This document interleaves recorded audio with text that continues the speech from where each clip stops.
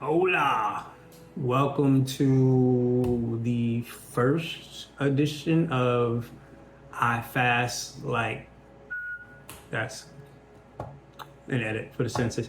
Um, this is AKA No Food July. My name is Mike, and I might be a little bit crazy, but just just get right to it. So for the next 31 days, my goal is essentially to only have a lot of this water, a lot of this, some electrolytes, and add some salt to my water for more electrolytes. Yeah, this is a goal for me to do a water fast for the next 31 days. And I'm sure the obvious question is why?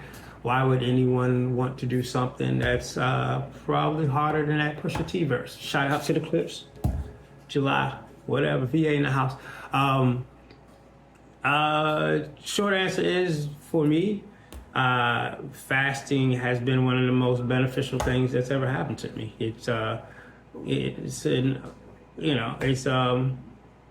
Don't want to oversell it, but yeah, it's been great for me. And the best part is it's free.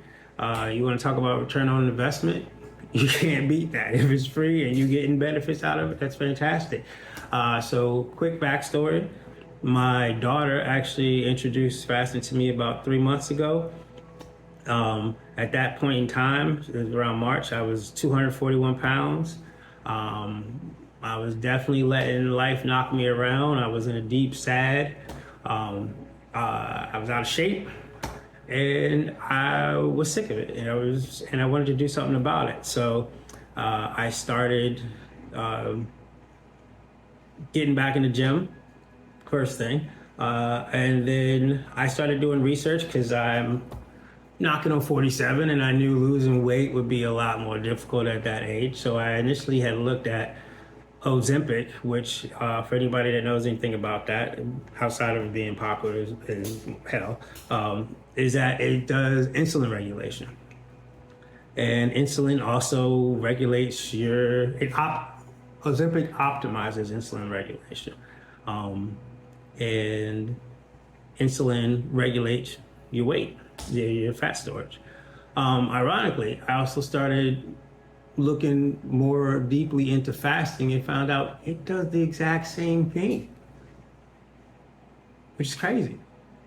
So then I had to ask myself, $1,000 a month for a shot of Ozempic, or $0 and potentially save money because I don't have to go to the grocery store as much. So guess which one I went with? I went with Plan B, option B. Let's just say that so we don't get in trouble. And it was great. And since March 12th, I've lost 35 pounds, alternating between 2-day and 3-day fast. The 2-day is usually when I'm doing what they call alternate day fasting, so I would go one day, no food, eat the next day, and so on. And so now, before I go any further, I just want to make very clear, I did talk to my doctor about this, told him what my plan was. Ironically, when I went in to see them, this was literally yesterday, the nurse said, "Oh, that's funny. You actually have lost like more weight than some of my patients that I see with Ozempic." So you take that how you want to take it. Take it how you want to take it. But yeah, so my cholesterol is down. Like I went yesterday, got the blood work back. Cholesterol is down 72 points. So I think we're trending in the right direction. So we're gonna try to keep going. My goal in March was to get to 195, and I'm actually 206 today. So we're on track for that. Yeah, and like I said, it's been great. So back to No Food July. I definitely am going to assess every 7 days, which is what I discussed with the doctor, like how I'm feeling and see if there's any complications. I think the biggest challenge I expect to face is social situations, which I kind of encountered today. I went to a funeral, unfortunately, but you know, like I said, I'm 46, not 47. But there were, majority of the people were people who were my mom's age. And if anybody, particularly anybody black, has been to a funeral, you can't sit at a repast with a bunch of women in that age group and not eat in front of them. They will lose their mind. So I actually had to go sit outside while that was happening. And so I expect more mental challenges such as that going forward, particularly with 4th of July coming up and everything like that.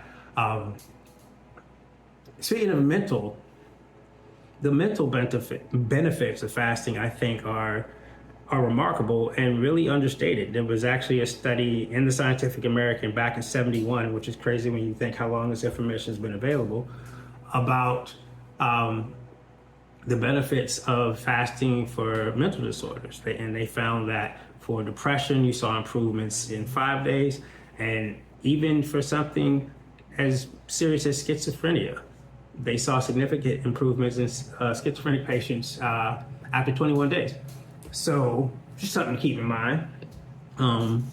Also, I think in the past 3 months, what I recognize is that my mind and my body, my brain and my body, have a different relationship with food than my spirit does. And that may sound woohoo, and I'm a little woohoo, so I'll own that.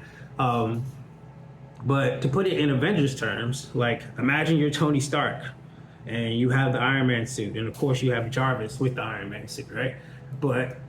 And Jarvis and the suit look out for Tony so Tony can go do superhero shit, right?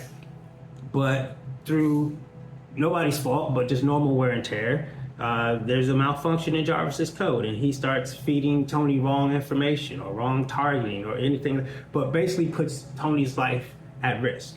And if you think about it, for me, what struck me is that your mind and your body, through overuse, your body is a machine and it can wear down, can send the wrong signals out that put your life at risk, put your spirit at risk. So I found that fasting is a good tune-up for the Iron Man suit, and just something to think about. So, like I said, just this and a little salt until July 31st. I'll check in every night like this and just give you an update about, you know, struggles I might have encountered, things I faced like that. And if you enjoy what what I'm talking about, you'll enjoy hearing me run my mouth. Just an FYI to keep in your back pocket, I am yoga certified and will be a certified personal trainer by the end of the month. Shout out to ISSA. If you're in the DMV and you were looking for somebody to potentially help you train a little bit, maybe you give me a call. I don't know. Like, what if you don't have nothing to do? Give me a call. So until then, until tomorrow, actually, stay hydrated. Peace.